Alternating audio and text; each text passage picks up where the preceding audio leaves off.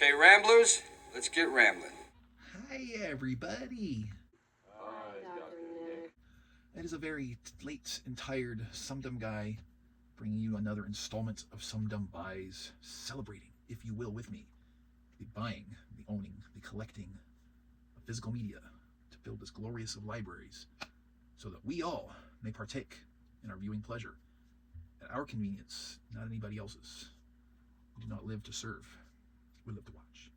So, I got packages from Amazon. I actually got more packages from Amazon over here, but I'm tired, and I'd like to just get a couple of big ones knocked out, if I can, quickly, and get my ass to bed, because I've been plugging away on construction, labor, remodeling stuff, then had to record this week's SumDum Watch episode, and it's 12:07. So, bear with my sleepy brain here, as we indulge in goodness. Get this little cheap flimsy envelope out of here, and see what we see, shall we? What we have, I don't want to call it a treat, should be. This first package is going to be themed. Just because Amazon just happened to have a specific kind of sale I partook in. And we're rolling the dice with blind buys, but we have a good track record here. And that track record is the Warner Archive Collection. So, Blu-rays abound. Option number 1 to present. James Cagney and Bette Davis in this film from 1941, black and white, 92 minutes. We have The Bride Came, C.O.D. I have seen neither Bette Davis nor James Cagney in a film before. I'm essentially reaching a point in my collecting where I will almost just blind buy a Warner Archive title sight unseen because of their whitewash their track record of almost always choosing quality films, and their restoration work is pretty top notch. And sadly, with Warner Brothers being up for sale and at least a decent possibility Netflix is going to have their hands on them here, the Warner Archive Collection may not be much longer for this world, so availability could end at any time in the near future. Kind of like to stock up and see what I can get my hands on just in case. Next up, fluttering paperwork. Alan Arkin, Sally Kellerman, Mackenzie Phillips. This is a film from 1975, 91 minutes. They took Rafferty for everything he had and thereby saved his life. An intriguing tagline. This is Rafferty and the Gold Dust Twins. I have the distinction of so far for two, having never even heard of these movies prior to finding them on Amazon, adding them into my cart from the sale, and checking out. But here it is, and as it turns out, all 4 of these that I'm going to be presenting are going to be in that same category. John Garfield and Ida Lupino. You can barely read that. It's not a great cover image because of that. Thomas Mitchell, Eddie Albert, George Tobias, directed by Anatole Litvak. From 1941 as well, black and white, 85 minutes. We have Out of the Fog. I do like the artwork.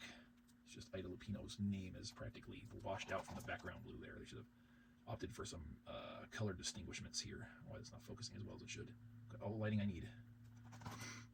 And then, lastly in this category, based on a Robert Louis Stevenson's novel, which I had, big fan of his, but I've never heard of this one. When the bold banners of the Crimson Crusade clashed with the scarlet hordes of the king, starring Errol Flynn, which was my first, maybe I'll get that one, in Technicolor. Filmed on the historic crags and moors of Scotland and Cornwall. 2 years in the making. That was a big deal back then. Thronging thousands in the cast. Thronging. This is from 1953. Didn't realize Errol Flynn's career spanned that long. 89 minutes in color.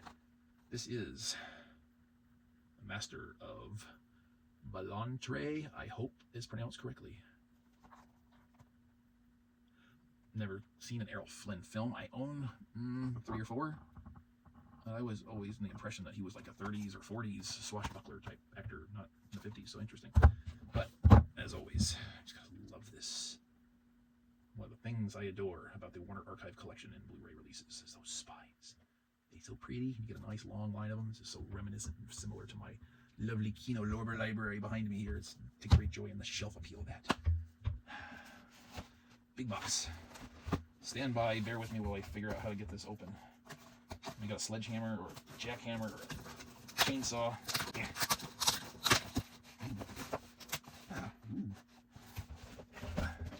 Big box. Too bad they didn't put any padding or anything in it. I don't think we're any worse for wear though. Maximum room capacity, 75 persons. Well, this should be a treat. It's been something I've had on a wish list for a while. As let's keep an eye on it. And as a maybe, it went on sale, and I had a lot of Amazon rewards points from my card and my purchases. And I said, you know what? Let's do it. Wasn't my first choice under the circumstances, but we're still alive. What do we have? Let's go where everybody knows your name.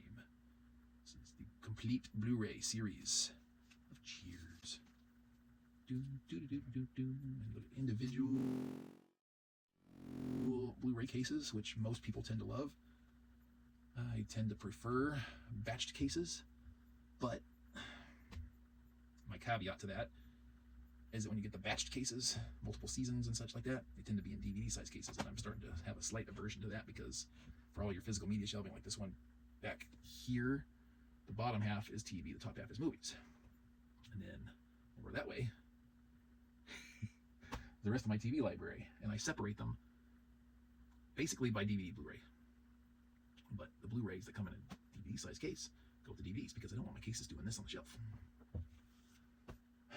For setting up these shelving units, you get a lot more mileage out of a shelving unit with Blu-ray size cases, height-wise, than you do with DVD size. So width-wise, these take up more. The DVD cases take up height-wise. So where's your trade-off? I find this a little interesting. All the seasons are numbered 1 through 10 until you get to season 11. Then it just says the final season. They didn't bother with an 11 there, which is weird. Very, very weird. So it sits a little crookedy. Again, they didn't put any padding in there, but my TV box sets, when I have this, usually end up sitting on my shelf like this. That's my personal preference. It's more easily identifiable for what it is. Now, when I said this wasn't my first choice, what I meant by that is if Frasier had been this price or close to it, I probably would have gone for that first. I got this for a good price even without my rewards points, but Frasier's still going to be my first choice. I think it's a superior show. I enjoyed it more. It will be mine when the price becomes right. Anyway, that's it. We're done. What do you think of my pickups? Any thoughts, opinions, and feelings, whatever? Word box it. What have you yourselves picked up for your own home libraries? Word box it.